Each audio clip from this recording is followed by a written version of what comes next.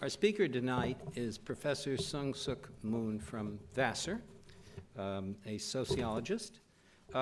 She was born and educated in Korea, got her PhD from Brandeis, taught at Harvard. She's chaired the sociology department at Vassar and headed their Asian Studies program. She has written on lots of topics: nationalism, militarism, globalization, civil society, democratization, and of course, because she's here, we know she's talked about and written about food. In this country and in the West, food's become more and more prized for its purported health value. And many people have explored ancient cuisines which emerged from various religions and have been thinking about some of these cuisines for their spiritual value and their health value. The old idea that as long as it's delicious, we should eat it seems to be very much out of fashion. You have a boom in kosher foods among non-Jews. You have tremendous popularity of the vegetarian and vegan cuisines from Southeast Asia and the Indian subcontinent. There's even a tremendous revival of Viking searches for lichens and ferns in Scandinavia, presumably to give us great powers as warriors. So tonight we're going to hear about ancient Buddhist culinary traditions and products and practices which have been revived in Korea largely by the popularity with non-Buddhists, but in turn that has had clearly an impact on the strength of Buddhism itself in Korea. So this should fit very interestingly into the themes of many of our talks in this series about the nexus between food and culture. So please help me welcome Professor Moon. Thanks.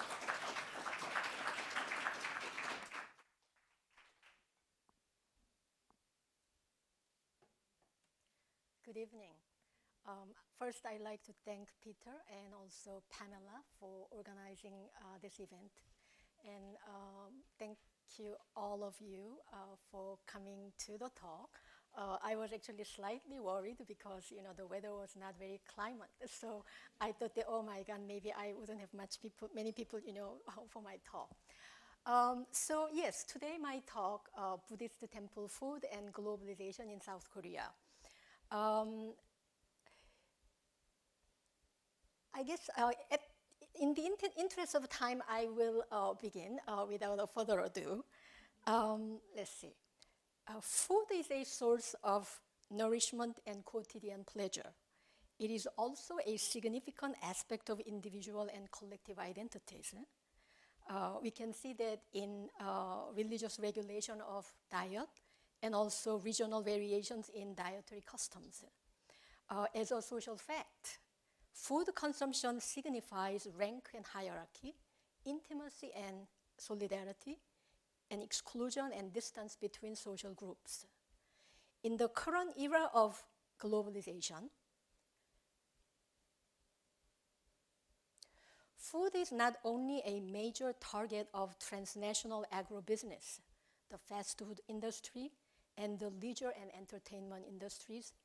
It is also an important focal point where localized responses to globalization are articulated.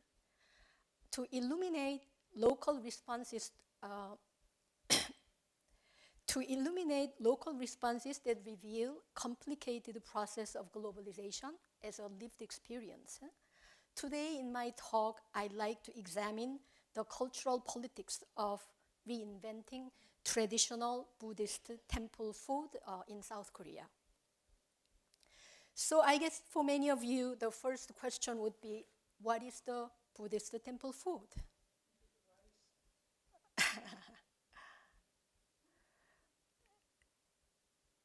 And also, I like to talk about, Peter a little bit mentioned about how the Buddhist temple food was rediscovered in Korea in the 1990s and 2000. And the questions that I like to examine today includes why is the Buddhist temple food discovered at this particular moment? Why in the 1990s and 2000? And also, what sorts of interests were at work in generating this interesting cultural, social phenomenon? And in order to answer this question, I'd like to begin with the definition of Buddhist temple food. This is actually a picture of a very sort of formal, traditional Buddhist meal eaten by monks and nuns. As you can see, it's very simple and not much of decoration, really. And then you can also see the food that are in these bowls are minimally processed. But you will see later quite different image of Buddhist temple food after the popularization outside the Buddhist temples.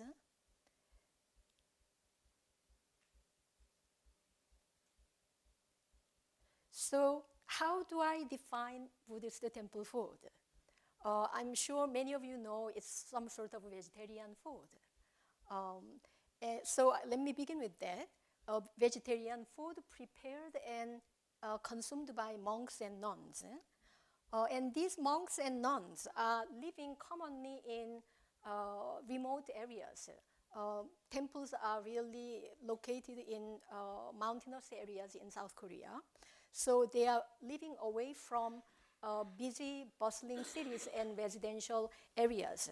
And also this means that because they are away from densely populated city centers, they cannot really practice, carry out mendicant practices, right? That, you know, in many societies, monks go out and, beg food. And that wasn't really a viable option for these monks and nuns in South Korea. So they had to really gather their food in the wild, whatever is available seasonally, right, and locally. And also they farm vegetables, grains, and fruits. Another important thing about these monks and nuns in Korea is that because of the tradition of Buddhism in South Korea, they really focused on meditative training. It's something called the suheng, and they really spend a large number of time training themselves in meditation technique, and meditation was really understood as a vehicle to achieve enlightenment. So because of this tradition, food in Korean Buddhism is understood as not just the source of nourishment, but also means to achieve this spiritual goal. And food is not seen as a source of bodily pleasure or indulgence. So here comes, certain kind of minimalism in terms of processing food and also presenting food. Another important thing about temple food is this idea of this concept of stimulating vegetables. It's something called in Korean oshinche. And this really separates Buddhist temple food from other kinds of vegetarian dishes. And the oshinche include chive, garlic, scallion, wild rocambole, and Persian dropwort. These are all sort of garlic family. And I can show you some pictures of these vegetables, although I'm sure most of you know many of these, right? Let's see. This is chive and garlic. And this is the whole garlic in the nature. A lot of people, actually, my students, they didn't know this was garlic because they only see the, the bulbs, right? And then This is a scallion, again, the whole scallion in nature. This is wild rocambole, something Koreans call dalle. And this was actually one of my favorite vegetables, when I was growing up. And then this is cleaned rocambole. When you make a salad out of it, you have to really clean it and make it like that. And then the last one, Persian dropwort. This is, in Buddhist world, it's called hongo. Not very well known, actually, among Koreans. Even Koreans don't know about it.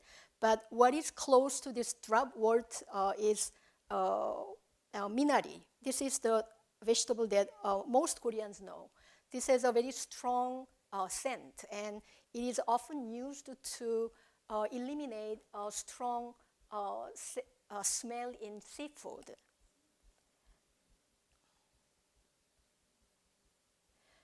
Okay. And this is the dropwort near stream in nature again. The thing about these 5 pungent or stimulating vegetables,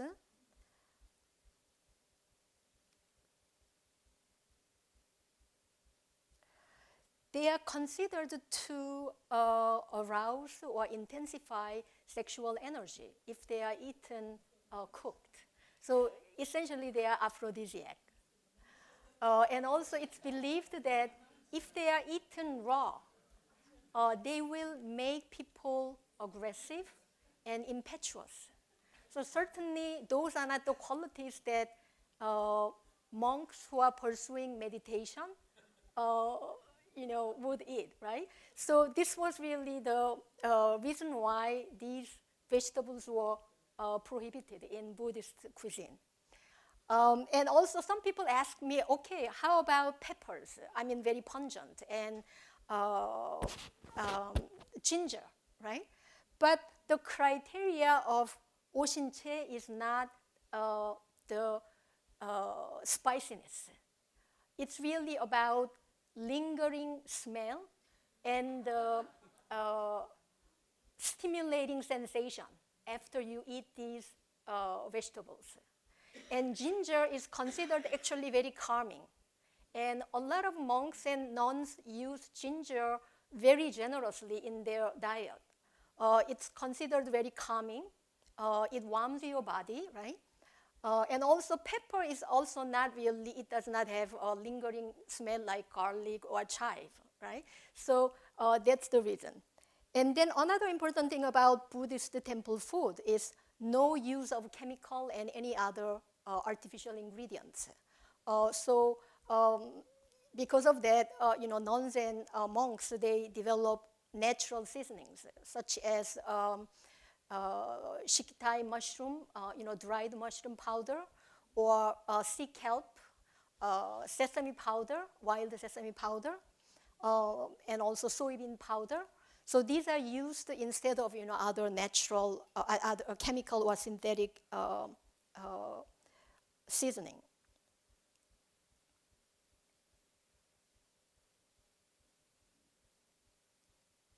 So now the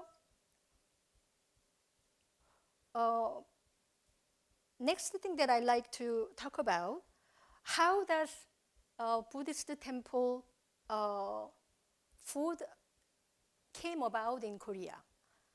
And it certainly is connected to the introduction of Buddhism in South Korea, back then, Korean peninsula. So I will talk a little bit about the brief history of Buddhist temple food. And the version of Buddhist temple food that I'm introducing to you today is very much rustic peasant food. And but when you look at temple food historically, it was not always that way. So the question is, how did it become rustic vegetarian cuisine? When Buddhism was introduced in the 4th century, essentially Mahayana Buddhism in the Northeast Asia, and Korean peninsula is right here.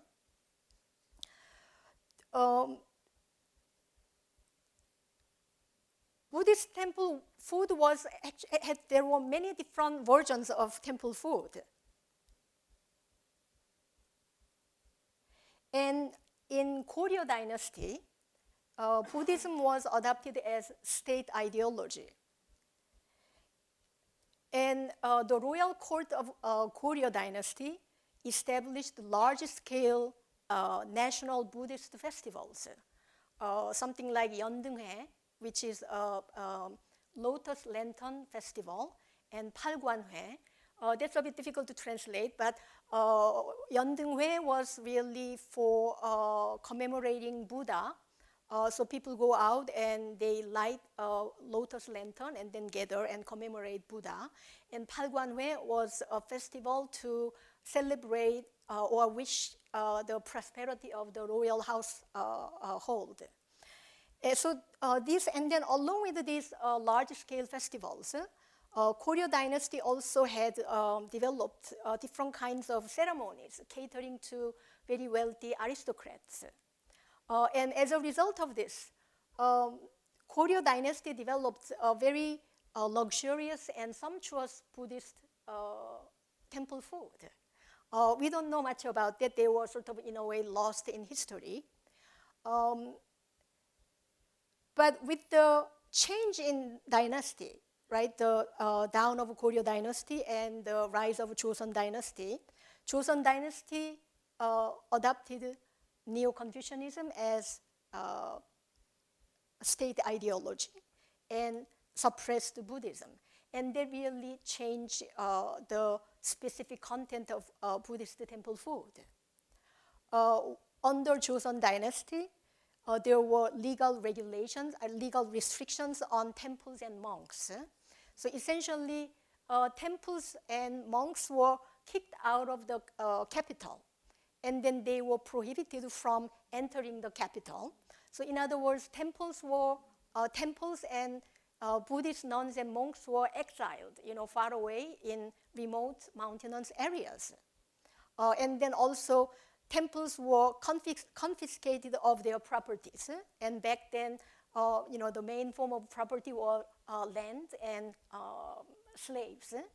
So stripped of influence and property, and then exiled in remote mountainous areas, the monks had to really cook their own food, right, by using whatever they can gather in their surroundings, and also whatever they can farm in usually not very fertile land.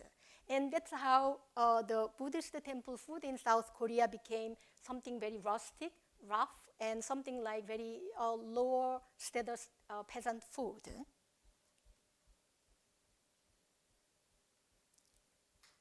Yeah, I just want to show you this picture. This is a picture of Lotus Lantern Festival last year in 2016. And this actually shows that how Buddhist establishment, Jogae order, is very much interested in regaining its influence over Korean population. And the Jogae order actually promoted this event as a traditional Korean cultural festival rather than Buddhist festival. And in 2007, the number of participants in the festival reached 300,000. So this is really a very big, large-scale festival.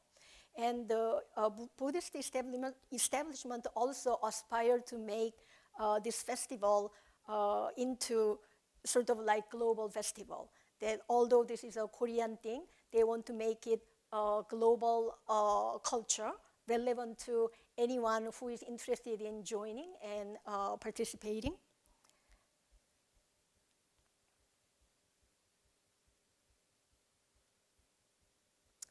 Now I'd like to talk a little bit about the Buddhist temple food being, in a way, forgotten in temples themselves. There was a study, national survey of 31 major temples, including 17 monasteries and 14 nunneries. And this was conducted by Korean Buddhist Culture Enterprise Group. This is all, sort of the Buddhist establishment responding to the attention that they are gaining, around the Buddhist temple food. So they did this national survey, and it shows that, in fact, a majority of monks and nuns are not really eating Buddhist temple food. How ironic, right? It's almost paradoxical. They were using commercialized food ingredients, processed food, because it's very easy and convenient, right? And they were using artificial seasoning, and sometimes even oshinche, which was really strongly prohibited. And in fact, monks are not really cooking their food. This is something really interesting about Buddhist temple food in South Korea, that most practitioners of Buddhist temple food are nuns in South Korea. But when you look at Japan, most leading practitioners were actually monks. So there is certain kind of gender difference, across these, different nations. So monks are not really cooking their own food, right? So, and then you can really see the impact of industrialization of food production and consumption also affect, this kind of transformation in the larger society was really influencing dietary practice of monks and nuns.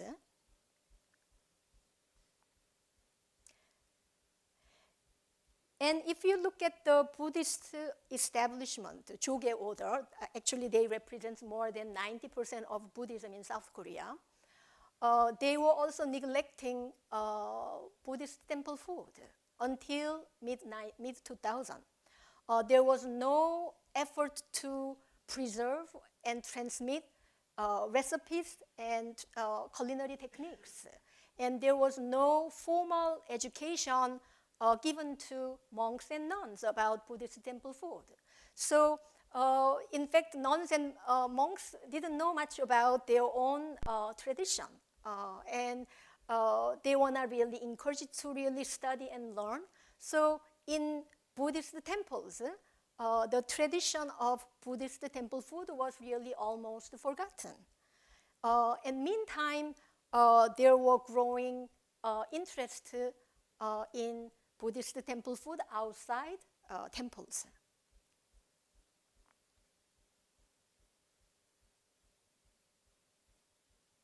Oops. I would argue that the single most important factor in reviving or reinventing Buddhist temple food was a handful of practitioners and scholars of Buddhist temple food.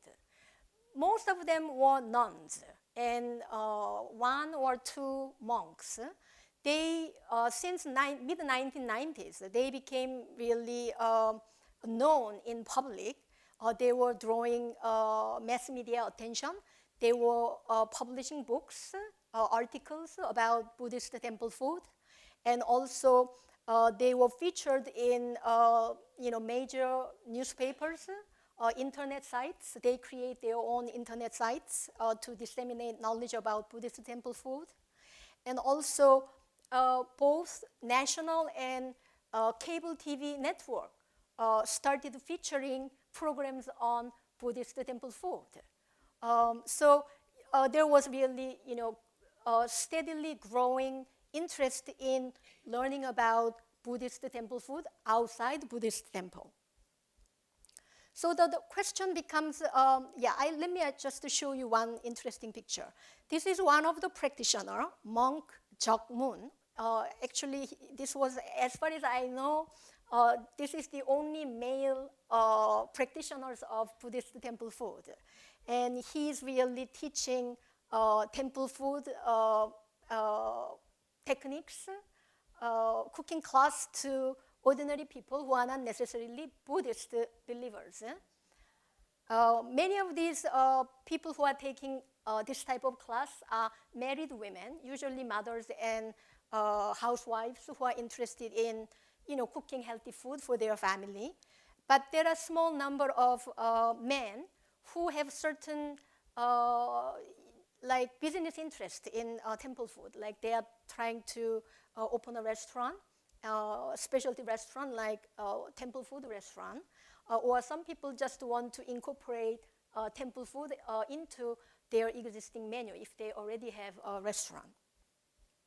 So there was this kind of really popularization among urban middle class.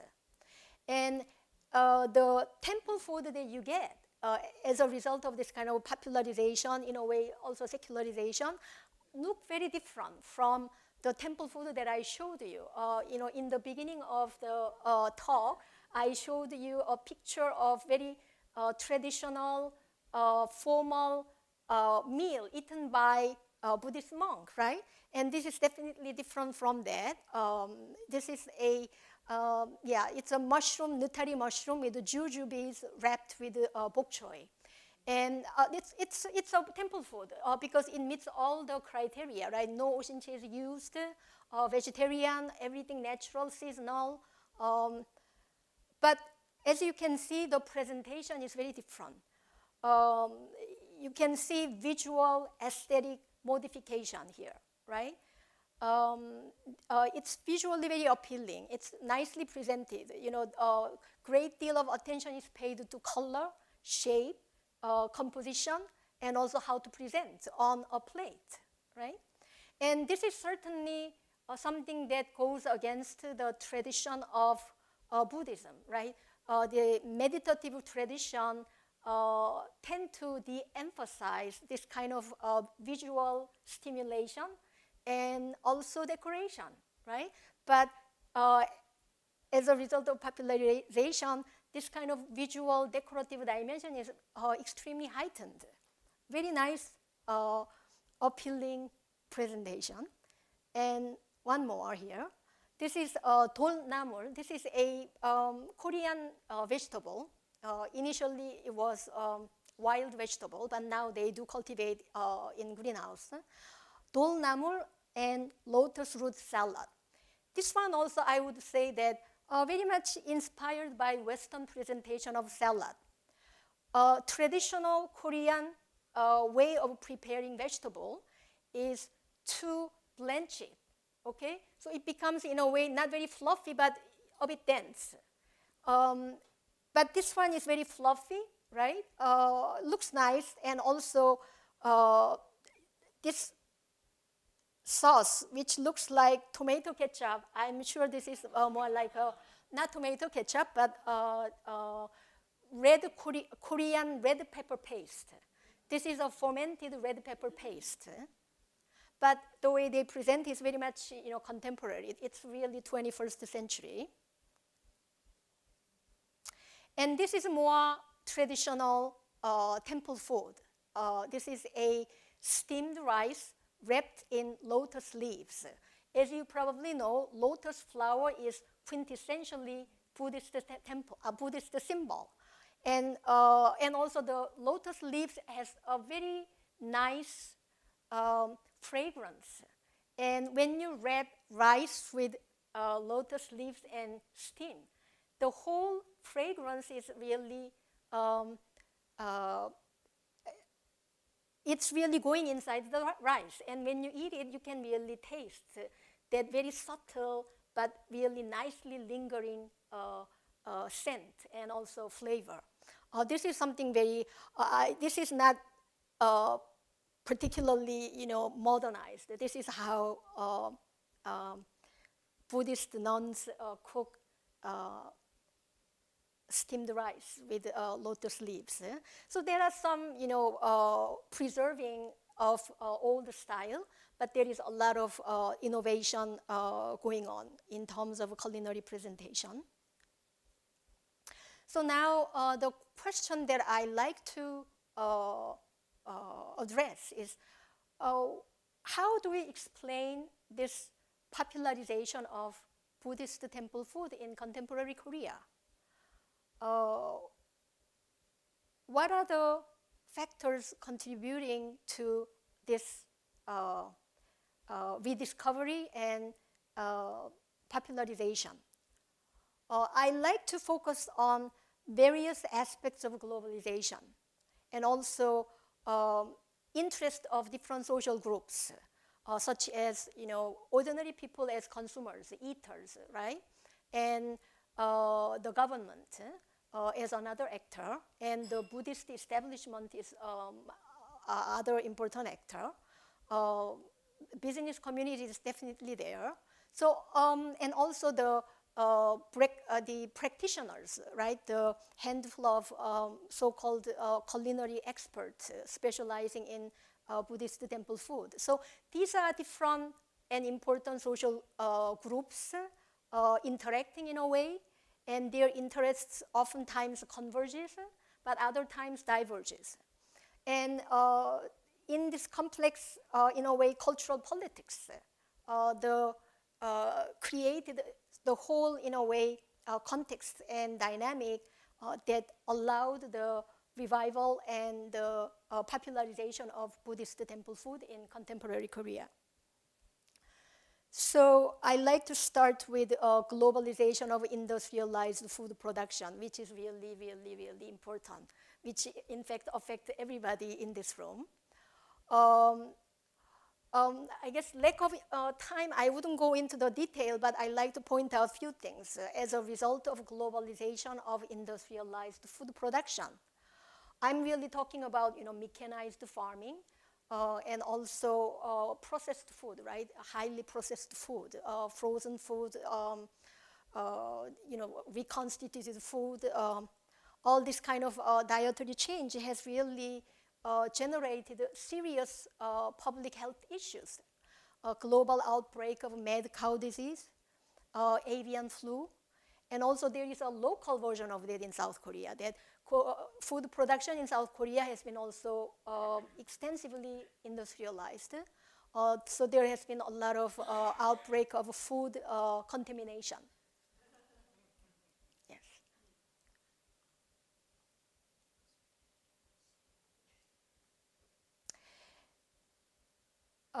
And also something interesting in Korea as a result of this industrialization of food production, there has been really spread of what is called atopic dermatitis, especially among children. So this is this table shows how this atopic dermatitis has been growing among children from 1964. Well, there wasn't really discovered yet, but from 1995 to 2000. Quite significant increase in this disease. And the other two, this is more like allergic rhinitis, and then this is asthma.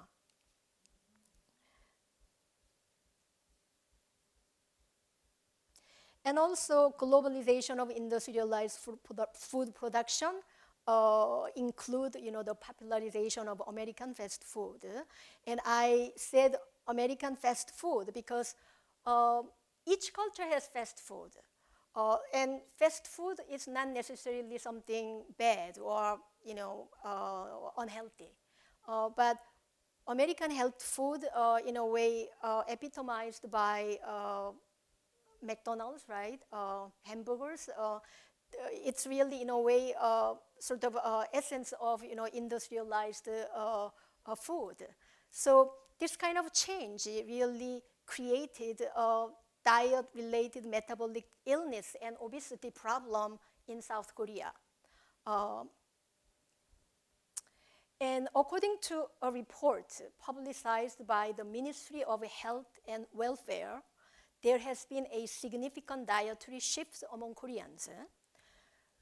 There was noticeable decrease in consumption of grain, particularly complex carbohydrate, and increase in the consumption of fat and meat.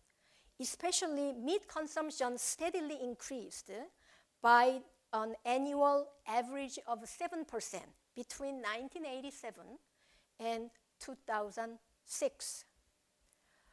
With the exception of 1998 and 2004, which reflected the public scare of mad cow disease, the rate of increase, right, of meat consumption was really going up each year. And as a result, average daily per capita meat consumption more than doubled from 47 grams in 1986 to 107 grams in 2002. And also, predictably in a way, the most common illness among Koreans now include cancer, especially for women, breast cancer. I mean, even when I was growing up in Korea, 1970s and 80s, breast cancer wasn't existing. That people that were talking about, this is usually what Western people get. Asians don't get breast cancer. But now this is a #1 cancer among Korean women. And then rectal cancer, prostate cancer, diabetes, heart disease, all this diet-related disease. And obesity among Koreans has drastically increased. And I have data from 2005. The Health Insurance Public Corporation reported that about 31% of adult population over 40 years old were obese, meaning that their body mass index is more 25 or higher. And then 43% of the entire population is either overweight or obese. So it's not, in a way, as bad as US here, right? Here it's like 67, 68%, right? 2/3 of the population is considered obese or overweight here, right? But Korea is, in a way, like, unfortunately catching up with these statistics.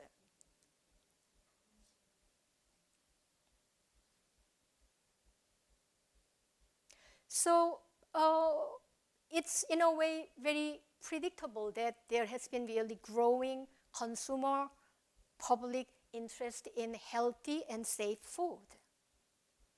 And in a way, that really contributed to the popularity of Buddhist temple food.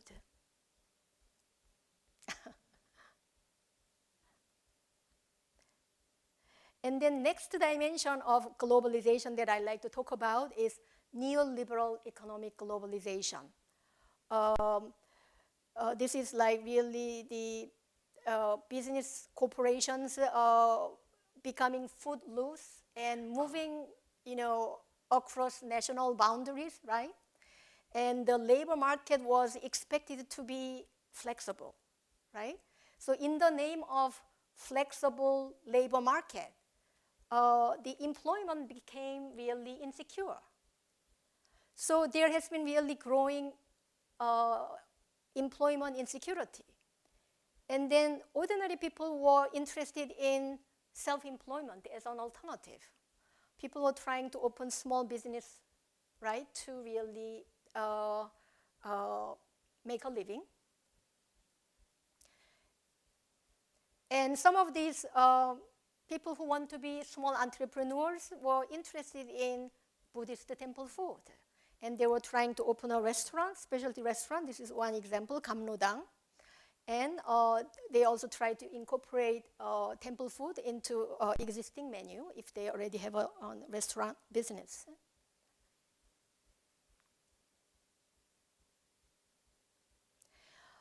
But there is also other dimension of globalization that contributed to the revival and popularization of temple food.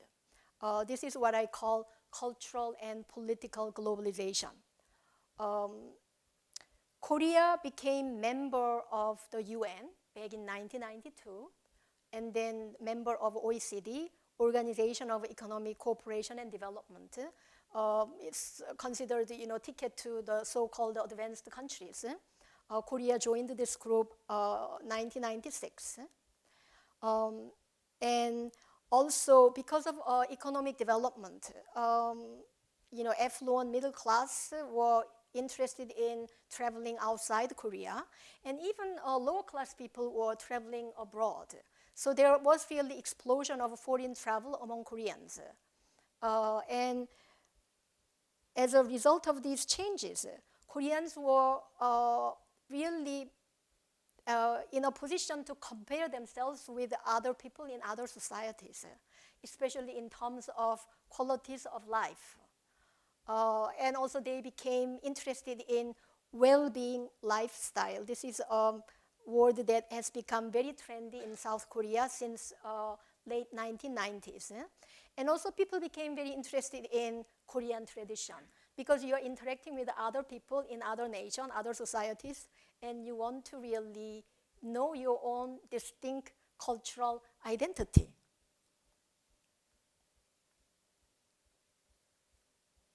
And there was some, actually many reports about Korea being in a sort of a low-ranked position in terms of quality of life or happiness index. And this is just one of them. This was an interesting image, so I included it. And you can see this among OECD countries, the life satisfaction index. Switzerland is number one, Norway, and then Canada, Denmark, and Korea is really fairly low, 25th. I'm not sure where US is located here. Somewhere, I think, in between. Yeah.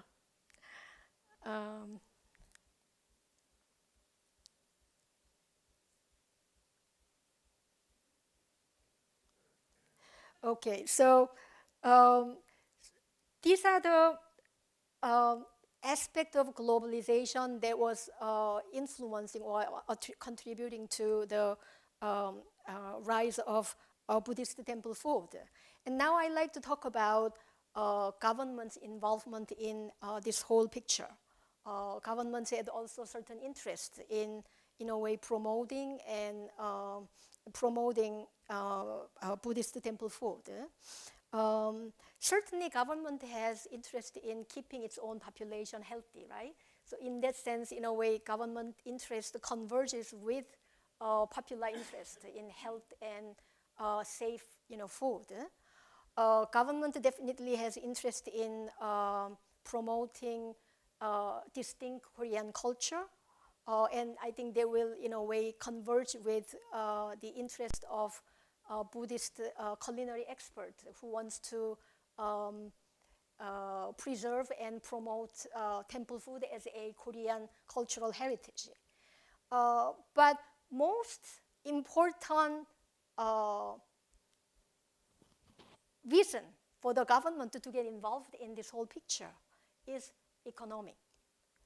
Economic potential of temple food as cultural commodity.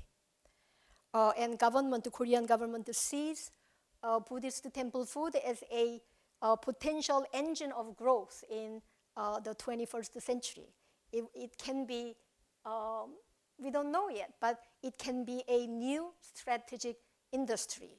And the government is trying to promote Han brand. Han means Korea, essentially, and Han brand. This whole notion of brand, right? You can brand things and then increase the number of or range of commodities that you can really sell, right? And the government created Korean Tourism Public Corporation.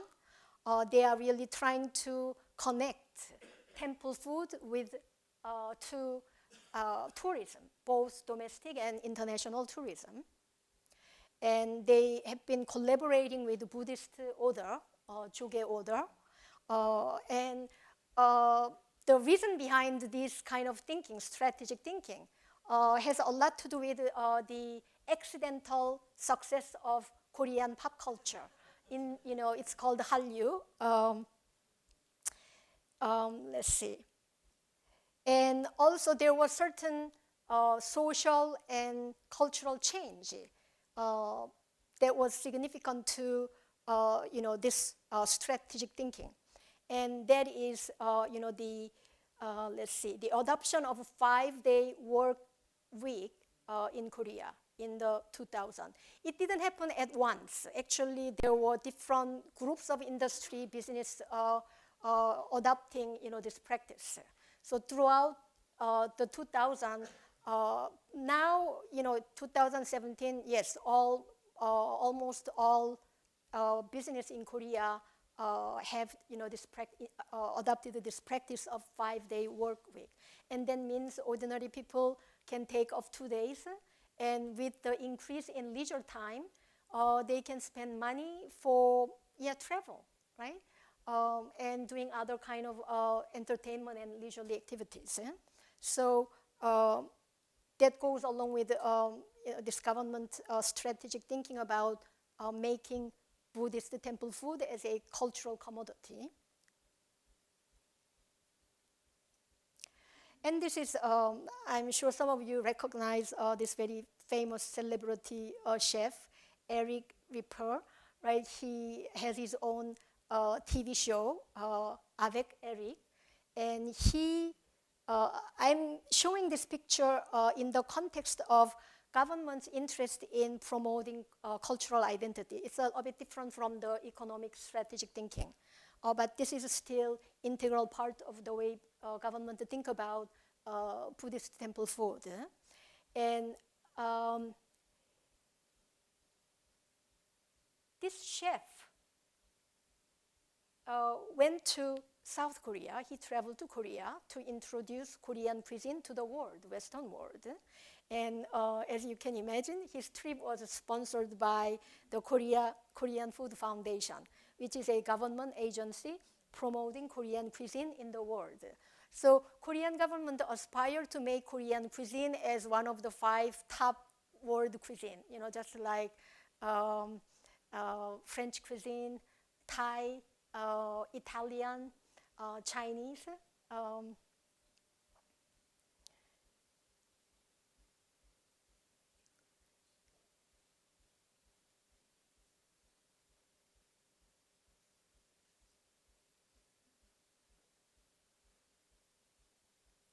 And then now I like to talk about the Buddhist establishment, how it's really taking part in the whole picture of cultural politics of reinventing, reviving Buddhist temple cuisine. Certainly, it has an interest in strengthening its own influence in Korean society, right? It wants to be relevant, although about 20 to 23% of Korean population are Buddhist, but the Protestantism, Christianity has been really very strong in Korea. And in a way, relatively speaking, Buddhism has been really losing its influence over the population. And here now with the revived interest in Buddhist temple cuisine, the Jogae order sees, in a way, opportunity for them to be, again, influential and relevant in Korean society. And they were belatedly responding to all this, public attention being paid to the temple food. And they created Academy of Dissemination of Buddhism.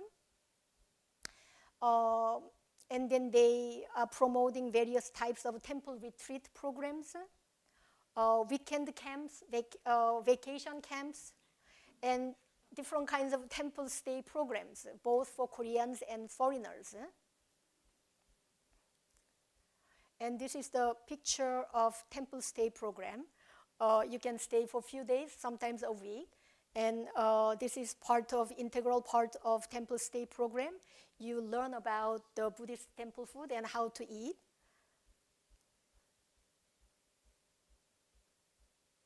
And then the Buddhist establishment has been also collaborating with the culinary experts who formed an organization called Group for Korean Buddhist Traditional Culture Experience. And then together they were creating temple retreats, now combined with film festival, rock music concerts, even therapy sessions. I mean, this is like a really postmodern world, right? That Korea 21st century, fully modernized and fully postmodern in a way. It's a post-industrial society. People need therapy, both physical therapy, but also psychotherapy. And these therapy sessions are combined with tasting Buddhist temple cuisine. And also participation in business events to promote Buddhist cuisine, Buddhist culture also. Like, the business expo. This is a picture of one of those international business expo. And this is Sunjae Snim, non-Sunjae. I happen to know, and I invited her to Vassar a few years ago. So here you can see sort of really, this kind of very aesthetic decoration of Buddhist cuisine, because it has to be really appealing to, the global audience who are very sophisticated. Now, in concluding my talk, I like to talk about this issue of agency, because agency is an important concept in sociology. It really refers to people's ability to act upon the world, right? Especially to bring about positive change in their lives. And there has been some really scholarly discussion about how to theorize agency. And scholars including Homi Bhabha talked about something called the post-colonial agency. In other words, in this post-colonial world, how people really experience and exercise their ability to bring about change in their lives.